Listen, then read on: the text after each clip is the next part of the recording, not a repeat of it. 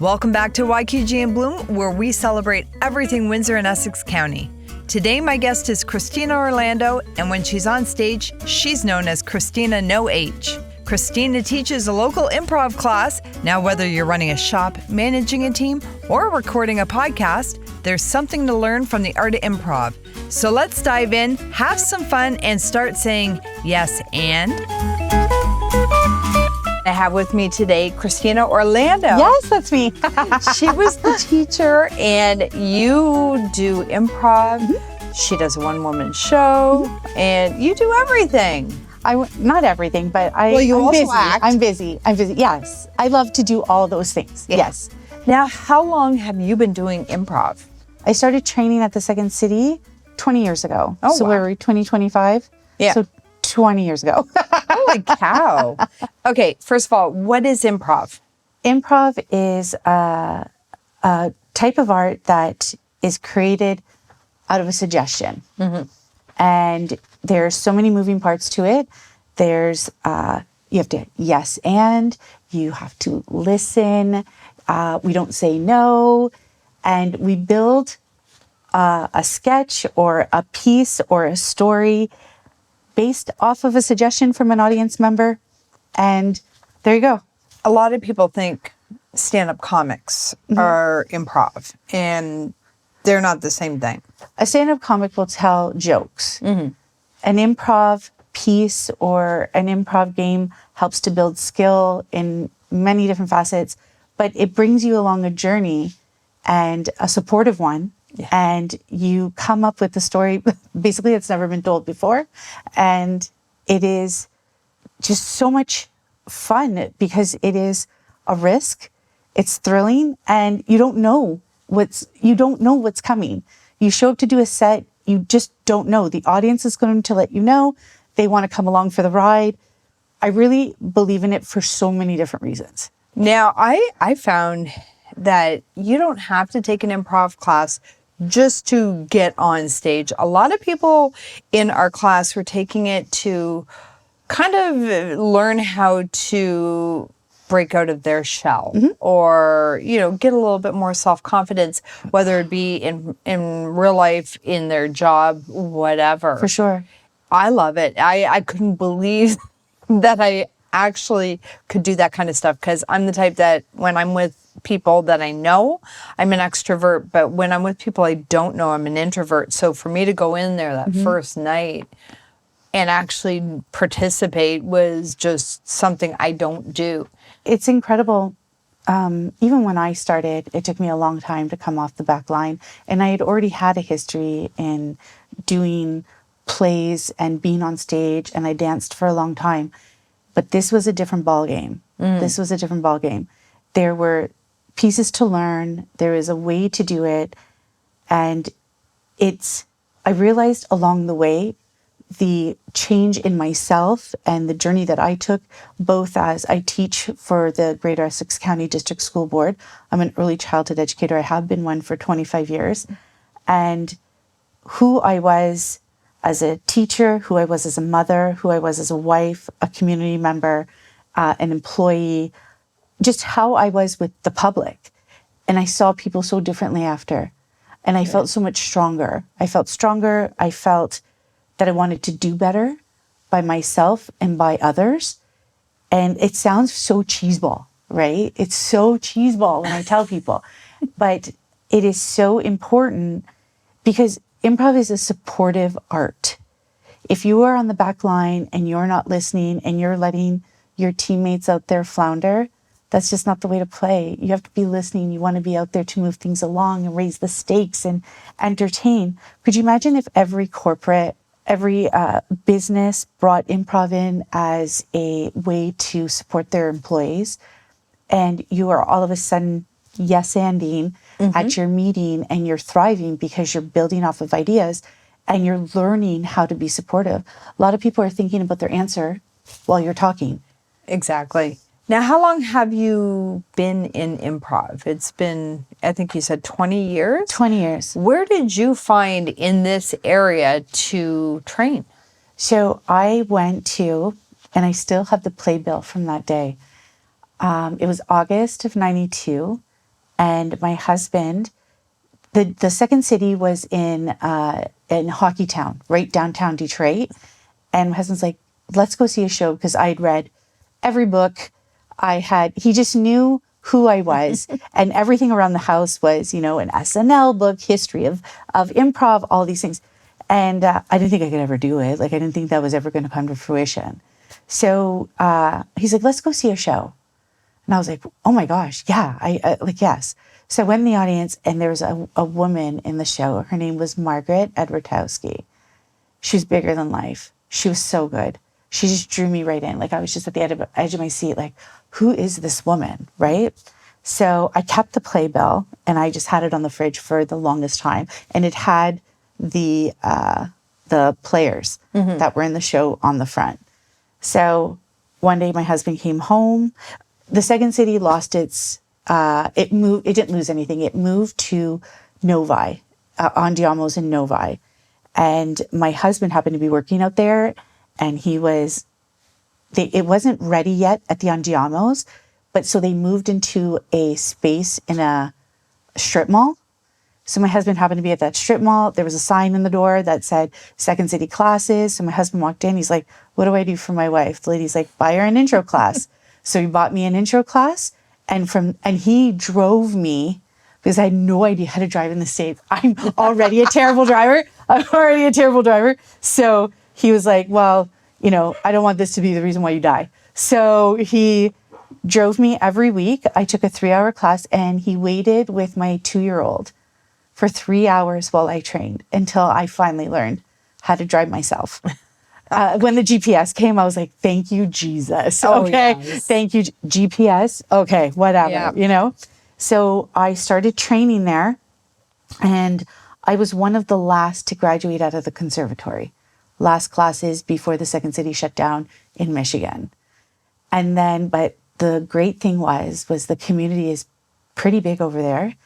And I started training. I was playing Monday nights at Planet Ant while I was training at the Second City. They had an improv jam after the home team played.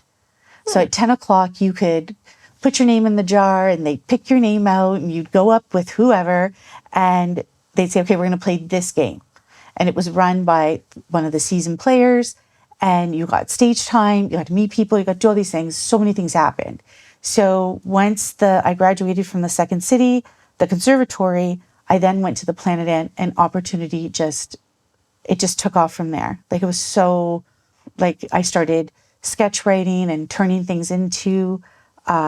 sketches into pieces, and getting shows up on their feet, both on the writing side and on the performance side. And that's that 20 years. You are on stage. You're Cristina No H. That's the one, the name of the one-woman show. Yeah. That's the one-woman show. Now, is that classified as improv as well, or is that a stand-up? So half and half. I wrote down all the things that I would want to tell people, because the show is based on my own life.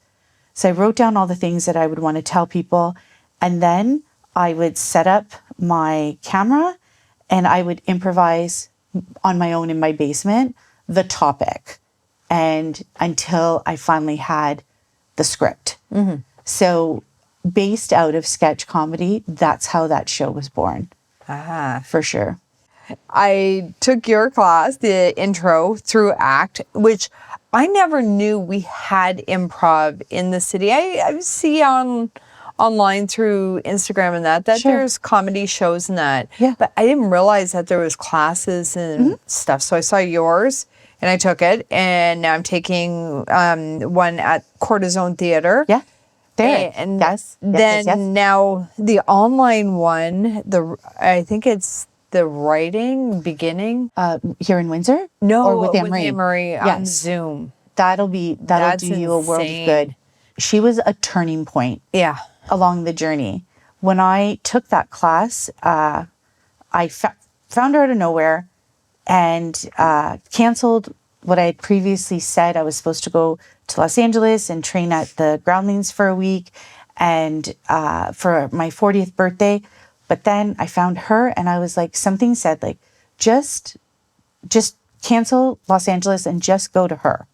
So I did. I hopped the train after work on a Friday, the May 2-4 weekend, got to Toronto super, super late. The city was incredibly busy. The TIFF was going on. There were so many things. I couldn't even sleep. I was so excited. Then that morning I ran to the second city, and we're supposed to be a group of 20. And there were 5 or 6 of us in that class. So she was able to give us attention. She was born to perform, number one. Number two, she knows how to put a show together. She knows it. And she pounded the pavement. She built herself. She sold herself. She wrote herself. And I said, I didn't even know these things were possible. So after I left her, and she was so encouraging in class and informative. I'll never forget. She said, you have to be like the phoenix rising. And I had never had that image in my head ever once in my life. Yeah. But now that image in my head all the time, because it's a hard industry. If you're improvising and training to be on stage, it's a very hard industry. Super hard. Oh, I could imagine. I mean, like, I was intimidated just being on that Zoom, and I think there were 6 of us. There were supposed to be 7, 1 sick. And I mean, okay, I'm in Windsor, Ontario. I'm just this little person that does a freebie podcast, and there's actresses in there, there's writers in there from Australia, from Europe, from Atlanta, and I'm like, oh my God, she's in New York doing this whole event thing. And I'm like, I just wanted to learn how to do a little bit of And you will. fun. I was like, I just keep thinking in my head, she said we were going to have homework and create a fairy tale. Kind of like a Trailer Trash meets Roseanne type thing. And if it's something that you want to do, it's almost like an addiction. I found that, like, I'm thinking about it all the time. Oh my gosh, this would be a good skit. Just the story of John painting that room after 11 years. I have a whole thing in my head about it. And write it down. That's you. I've been writing like crazy. So is this something that you always wanted to do? Yes. It was just kind of ingrained in you from the time you were born? I have an older sister. She's 8 years older. I was born, my parents are Italian, 100%. They were both immigrants to this country. So that's right there, not easy. And my sister was like the studious, made all the good choices. You know, she went on to receive her doctorate in education. She's a superintendent. Like, she's done all these things, and like, the family's so incredibly proud of her. She does all these great things. Me, gypsy. So I always wanted to just perform. Like, I started out in dance classes, and I was out there, and I just loved it. I couldn't wait to get there. And my parents are like, Cristina, please, can you just do something with your life? Like, can you just focus? And I'm like, I'm born to be a star. Like, don't you understand? It's like, please, what is this university you speak of? It was so hard growing up. Like, my parents, and I know, like, when you're going through it, you're like, oh my God, you don't even understand me. Like, what the hell? But as I grew older, I understand it was more out of fear. They were like, please just get a steady job. Please do something in school. I went to the University of Windsor. Okay, so here's the kicker. I was always busy in dance and performing and doing things in the city, and it was going great. Like, it was fun, right? And I didn't know that I was learning. Like, I was just like, oh my gosh, I get to be in this play and I get to do all these things, and I was so happy. And then I graduated from high school, and I applied to the University of Windsor to the BFA acting program. I eventually got in, and I flunked out. What I realized later, I'm like, I don't even have a leg to stand on now. What do I tell my parents? I want to be an actress, but I just got kicked out of the BFA acting program at the University of Windsor, and I was devastated. I didn't want to be there. That wasn't what I wanted, but I didn't understand that then. I didn't know myself. I didn't know any of those things.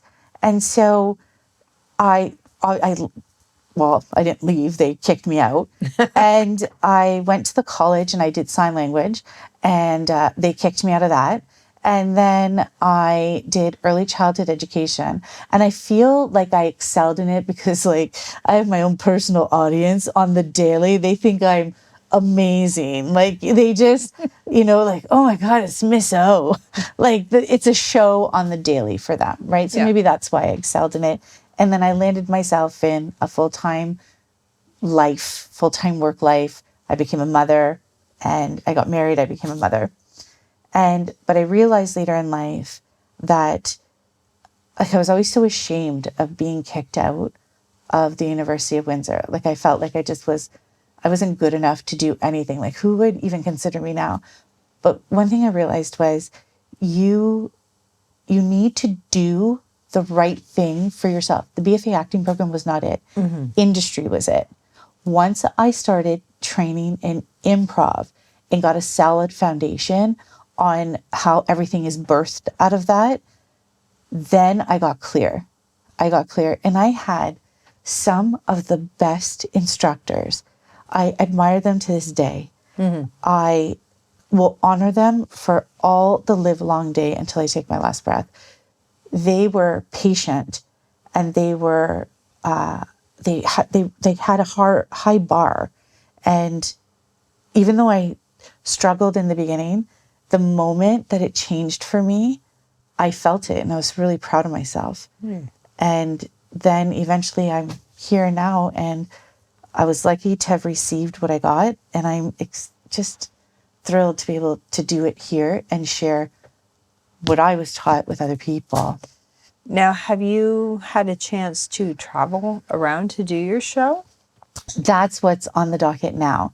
So it's so close to being to its final edit. I do have a producer interested in the show who's been so incredibly supportive. And the idea is I have to make the pitch, right? Mm-hmm. I have to make the pitch. And these are the hardships. This is what's hard about industry. Nothing's free. So I have to make sure that the show is at its best. It did. Cristina No H debuted in Windsor, and then I took it to Detroit, and I was able to get it up there. And then coming out of the pandemic, the Women's Comedy Festival had me do it there. And so I was thrilled. Like I was thrilled to just take it out of our country and into another country. But then the pandemic it cut me off at the knees, and I had to start all over again. Ugh. I will continue to strive to do my very best, and I hope one day that I can give opportunity to people like I was given, right? You are. So I hope, like, I just really want to give back. Like, it sounds, again, cheese balls, but it is pretty gratifying. And it is, like, when I was, even this past session at ACT, like, we were 20 people in that room. That was insane. It started off, like, I think there was, maybe 10 12. or 12 people. Mm-hmm. And by the end of the month, there was, like, 20 there the last day. And it's like, why even bother coming for the last one? But it got huge. And it was one thing I noticed too, like being on the instructor side, and I teach improv for the music performance students at St. Clair College. Oh. That is truly one of the best experiences, working with these young kids, and they are naturally, like, I don't know what it is about this generation, but they're natural supporters of each other, mm-hmm. right? They are so on board with each other, and they're eager. They're eager and they're risk takers. And I get to do that. I get to be part of that. I graduated from St. Clair College, so I'm Saints Nation. And now I'm, oh my God, never in a million years would I have been like, yeah, I'm part of the faculty of St. Clair College. Yeah. I was like, do you know how many times I tried to graduate out of this place? Yeah. But then I was so proud of making, like, you don't go to school to become a professional improviser, right? No. Nobody gives you a degree in professional improvising. You have to do all the work. You have to find the training. You have to get out there. It's a hustle. Yeah. Right? You have to build. You have to understand. You have to be humbled. You have to do all these things to move forward and to be able to share it with somebody else. So, yeah. That's the one thing that has shocked me is I was kind of like you, only worse. I quit school when I was 17. My mom said to me the day of school for grade 11, she's like, "What are you wearing to school?" "Nothing, I'm not going." She says, "You have a month to get a job, go back to school, or GTFO." It's like, okay, so I got a job and I went 4 nights a week to the Adult Learning Center. I wasn't good in school, but could I figure out what I wanted to do? I had a dental receptionist training certificate, but couldn't get a job because I didn't have experience. I have business common, I have aesthetics, horticulture, everything under the Basket sun. weaving. I swear to goodness, I learned how to knit when I was 8 years old and do crafts, and I've done craft shows. I do everything. I can't sit still or else I'll fall asleep. And now it's like coming home, going to those classes. It's like I'm nervous but excited, and I'm walking around with these books and I'm writing out. Like, it's either going to be a really cool one-woman show or it's going to end up being an autobiography because it's long, but it's yours. it's fun. It is so much therapeutic. fun. I was really shocked when you said that improv is a community where you really stand back, help each other out. And noticing that in some of the different games that you were having us do, and where people were screwing up and the other people aren't saying, "Hey, you screwed up." They were going along with it and putting it as part of the show and changing it around as we're going around the circle, and how it changed because people just weren't letting the other person fall. No. It was so wonderful. It was so nice to see. When I was training, I learned if you feel like there's a mistake, lean into it. Yeah. Right? Come off the back line. It turns out funnier sometimes. And people know, and an audience can appreciate it. The troupe lives longer. I swear, it adds years to your life. But lean into those things. And, even when we played the game, the General's Cat, where you had to, the General's Cat is an Abby cat, the General's Cat is a booby cat, the General's Cat is whatever. Remember, if someone skips the letter, if someone is, just pick up from where they left off. It's important to just listen, stay grounded. Don't go for the funny.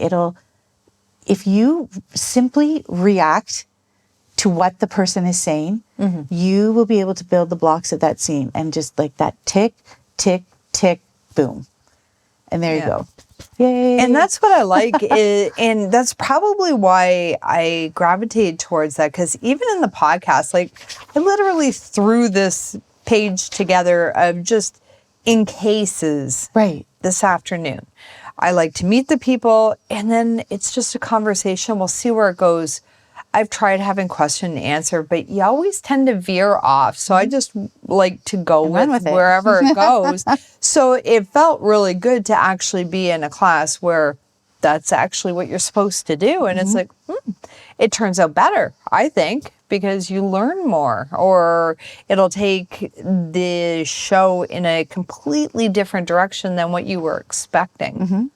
And it was so much fun. Last year, I wrote the social exchange for ACT, for their North of 50 program.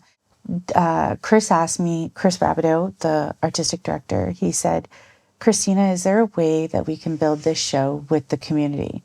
And I was like, well, I guess there's no other way to do that, right?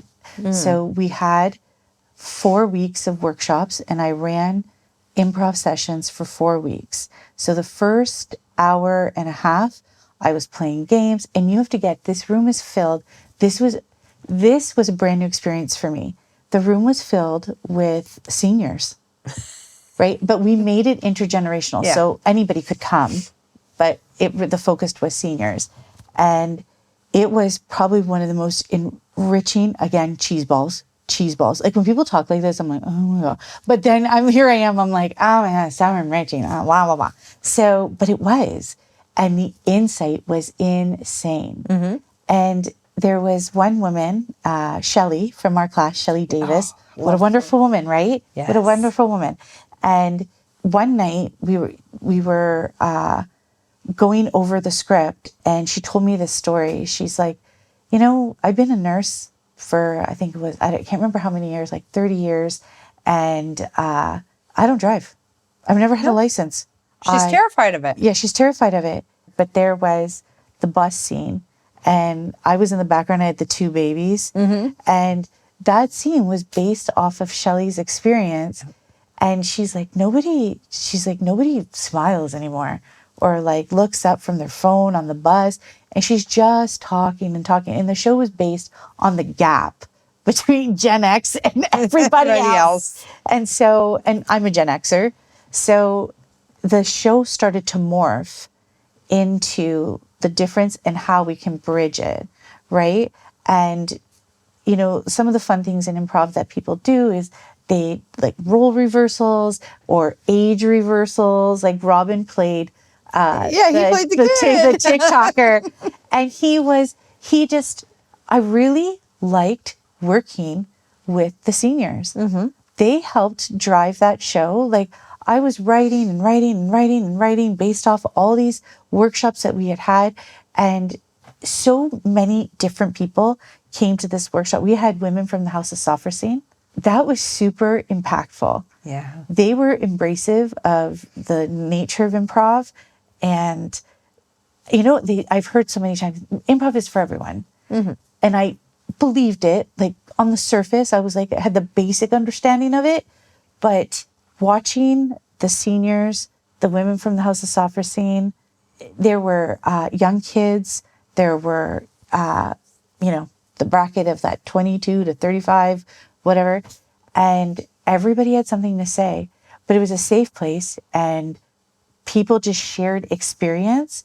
And then the last hour, we ate together at a round table.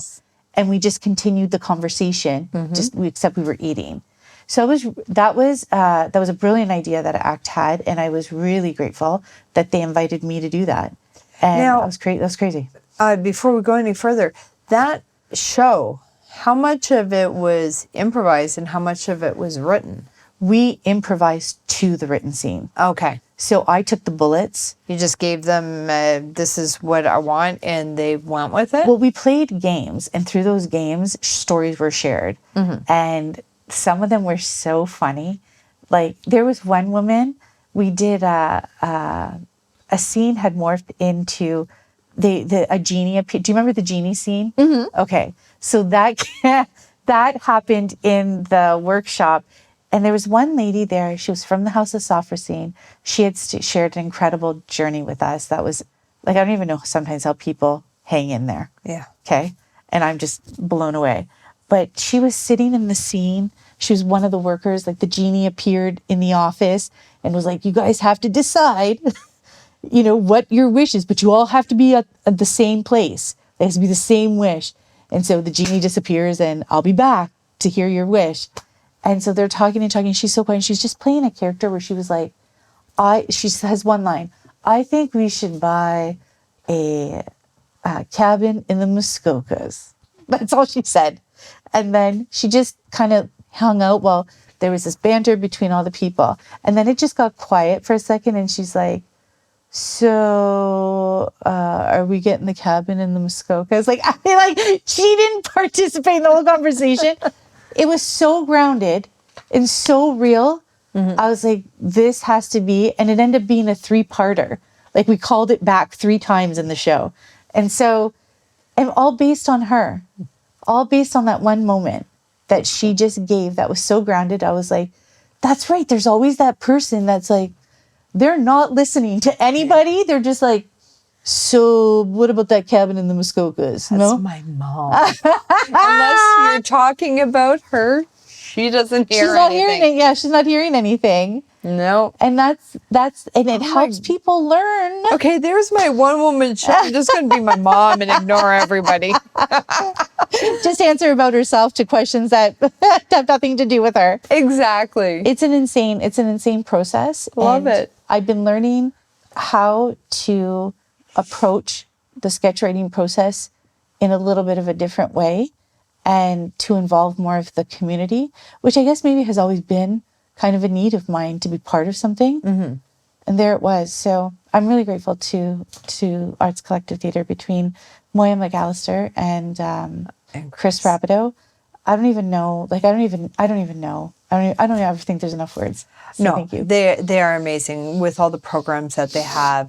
And for the kids, like they're going to be doing Annie pretty soon. What's wonderful is they are trying to raise money so that inner city kids that can't afford to be part of these programs can still go. It's like I don't think they've ever turned anybody away. No. And I mean, even going to do your classes, they keep it so reasonably priced. And I notice ACT is just building, and you also are an actress for them. I just got cast in. I heard you're a bitch in this one. Badly. Do you know what's funny is he asked me, he's like, Cristina, will you be the AD on the show? I had AD'd Guys and Dolls. That was a crazy experience. I didn't know that level of production existed in the city. So I was blown away. I had no idea either. Josie introduced me to ACT. Chris came to one of my improv sessions when I was teaching out at show. And he's like, why don't you just come and visit the company? Why don't you just come and see what it's all about? So I was like, what a great opportunity, because the only time I'm ever backstage is when I'm waiting to go on stage. That's been my whole thing, right? So he's like, Cristina, why don't you come and see what rehearsals are like and what we're all about? And I was like, great, that sounds great. I went to a production meeting, and then I would go to every rehearsal and I would sit at the table and I would just make notes. They gave me a script and I was just kind of practicing what it would be like to be on the other side. Mm-hmm. Because I don't know what's going on back there. I never did know. I know people do all these crazy things with tech, which I am inept. I know people are pulling things and people are running with everybody else knows what's happening so that the people in the show can be on stage and tell the story, and they've got 30 arms and they're doing all these great things. I just never knew. I knew, but I didn't know. So then during one rehearsal, he's like, my AD, Cristina, and I was like, AD. So I went home and I was like, what does an AD do? I was like, to give the checklist, right? And so we were working at a rapid pace, and then Guys and Dolls. And I remember then I ended up backstage at when I say at the midnight hour, they're like, you're going to have to do stage right. I never saw so many big props in my life. A light post was coming out, a whole second stage I was pushing out. They were there. I don't know how many flies he had in the show. And I was always I've never said this so many times in my life. What the hell is that noise? What the hell is that noise? What the hell is that noise? I'm just going to do a shirt. What the hell is that noise? And so just keeping things together, the pressure was on, and it was thrilling. Mm-hmm. I was tired. I was like, oh my God. And then he's like, what do you think about coming on to Rent? And I was like, I don't know if I can do that again. It's crazy. And then I was like, yes, one of the better decisions I made in my life. That show was beyond amazing. I had coffee Sunday morning with Moya and Chris, and the person who played Angel works at the Starbucks, and that's where Chris found him. He has this way of just finding people. Mm-hmm. And he heard him singing, and oh my God, do you want to do this? And finding you, and he just has this knack that's insane. Superior knack for it. And it's so funny. Somebody will be like, hey, I just want to learn how to work backstage. Do you think there's a spot for me? And they're like, of course, come to rehearsal, come see what we're all about. And then they're like, okay, that same person, they're like, could you come and stand in for so-and-so? And all of a sudden they're in the show. And they are realizing dreams they never knew they had. I go, it's crazy. After I did the podcast with them last October, they were having a workshop for kids, for teenagers net, and they had E. Clay. E. Clay was, he was the guest speaker the afternoon. Yeah, they left the school show. I'm like, okay, he's going to hate this, and he probably won't see it anyway. But I remember him from when he started as a soap opera star, or in the soaps. He was a teenager. Did he play Cornelius? He was a teenager. Okay, yeah. He won't put it in his IMDb, but it is on his resume. I didn't know. Because I talked to him about it. it. Yeah, he was a teen, and I'm like, dude, Larry Hagman could do it, and all these famous people can do it. Be proud of it. But he is on Broadway now, and he writes, he directs, he acts. He's brilliant. But I asked Maya and Chris, I'm like, oh my God, love this guy. Can I come? So I'm with all these kids. And all these high school kids. Oh, I sat in the audience. I was there too. Yeah. I set up the chair. I did everything he needed. I got him lunch. And then I was like, peace out. I'm in the audience because I want to hear you. Yeah, so, I was sitting there amongst all the kids. I was so excited. And then they branched out. And I'm like, okay, I'm going to let the kids have their time. You know what was so cool about him? He said after the kids had all come and gone, it was just a couple of us left in the theater. And he's like, Cristina, what do you do? And I was like, I pound the pavement. That's what I do. Mm-hmm. I'm like, that's what I do. I said, if these kids only knew how hard it is or how hard it was, like for, Ika could say, like, I didn't have YouTube. I didn't have social media. I couldn't just get on a Zoom and do an audition or whatever. I had to look in the paper and get an agent and do all these things, where now kids are like, make a TikTok and all of a sudden they got 3.5 billion followers and and all they're doing, like right now, I think the thing is like they eat into the camera and they shove as much as they can in their mouth. And I'm like, well, I'm glad I work as hard as I do to I spent, I don't know how much money crossing the border and risking, all sorts of things. And I was like, all I had to do was fill a bowl of Chipotle and eat it and let it drip down my chin. And either that or going to OnlyFans to do it. Start at the feet. Just start at the feet. But I know I met him before they started doing the individual workshops. He's like, well, why didn't you ask any questions? And I'm like, our kids in Windsor, for some reason, are insanely brilliant. All of those questions great? The questions that they were asking, it's like, I didn't need to. I'm a 54-year-old, and they were catching it all for me. They were really good. Yeah, I was really impressed. We are going to have a magical, artistic group of kids turn into adults here, and hopefully they stay with it, because even some of them would be really good as directors or producers, because they were asking some tough questions about money and design, and I'm like, wow. It's a hustle. Even right now on The Price of Freedom, there was a few that came in and they just really proved their ground. We had one BFA graduate come in last night, and he did one of the physical scenes where there's an altercation, and he took them out of the room. We had moved on to something else, and he brought them back. But that wasn't why he was there. He just happened to have that in his repertoire. And Chris was like, just give it a shot. So he went and he did it, and he came back, and it's the scene. Mm-hmm. It's the scene. I have to work with him on Sunday because I have an altercation in the show. So that's cool. I'm very, very, very, very nervous because this is completely outside. I don't audition for leads because I don't think that's who I am. That's not who I am. I love a good supporting role. Even if she just has 3 lines, I'll take it. Mm-hmm. My title with the school board is support staff. Like, this is just who I am. But sitting beside Chris as an AD on this show, having been with Carlos, the writer of The Price of Freedom, and watching the show morph through workshop has been quite impressive. And now being in the show I'm not going to lie, I'm a lot nervous. The one character, she's more like me. Robin's going to play my husband. And, but the second one, I'm the overseer's wife, and I don't like. Well, what the overseer's wife doesn't like what she sees. So that's going to be a lot out of my realm. Just so you guys know, I'm going to be having some future podcasts coming up during Black History Month in February, and we're going to be talking about The Price of Freedom, which is written by a gentleman in the Windsor-Essex County area directly for ACT. So they're producing it. Now, what is it about?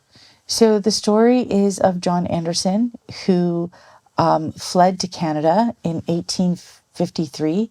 He fled because he killed a slave owner in Missouri or about that area, and protecting himself, and knew he had to leave his wife, he had to leave his children. He was born into slavery, crossed over into Canada, and for about 7 years he kind of was able to stay under the radar until he told the wrong person the story, and that person outed him, and the bounty hunter found him. Then he was put on trial, and he was found guilty the first time, but due to a particular act that had, because the altercation that resulted in murder happened while he was a slave, he then was, that it was overturned, and I think in the end he ended up in England.